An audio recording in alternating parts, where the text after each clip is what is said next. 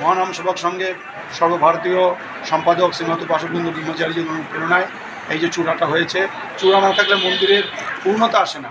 আজকে সে পূর্ণতা এলো দীর্ঘ বছরের পরিশ্রমের ফলে।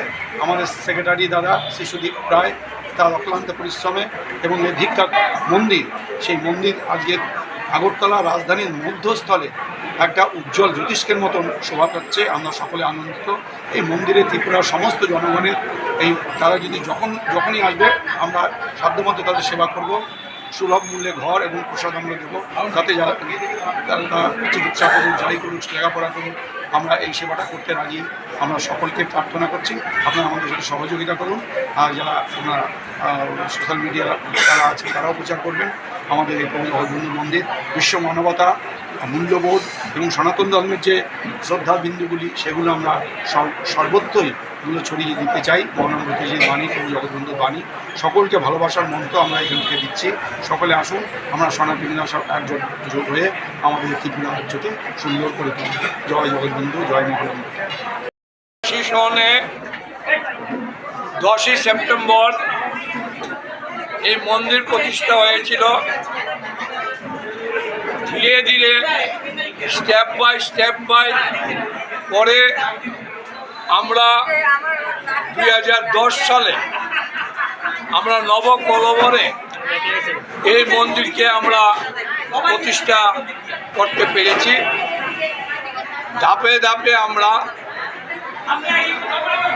44 বছর পর আমরা আজ পূর্ণাঙ্গ রূপ হিসাবে চূড়া করে আমরা পূর্ণাঙ্গ রূপ হিসাবে আমরা আপাতত সমাপ্তি করেছি।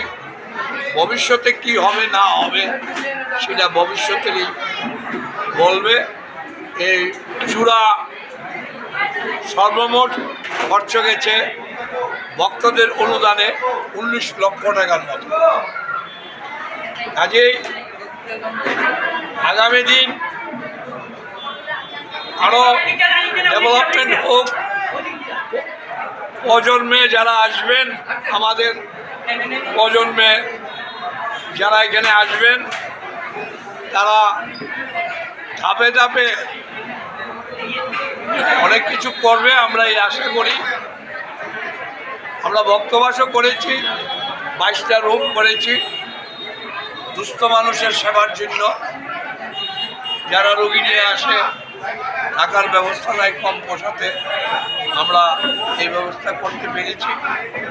আরও সামাজিক অনুষ্ঠান আমরা করি, রক্তদান শিবির করি, শীত দুস্থ মানুষের, গরিব মানুষকে গ্রামে গ্রামে গিয়ে আমরা বস্ত্র বিতরণ করি।